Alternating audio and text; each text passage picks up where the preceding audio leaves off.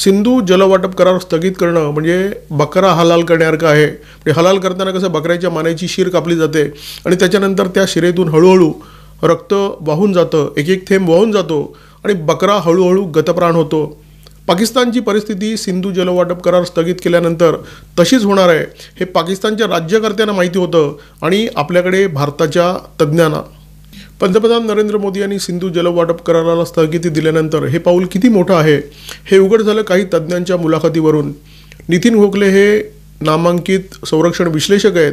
त्यांनी पाकिस्तानातले माजी भारतीय उच्चायुक्त सतीश चंद्रा यांची एक सविस्तर मुलाखत घेतली।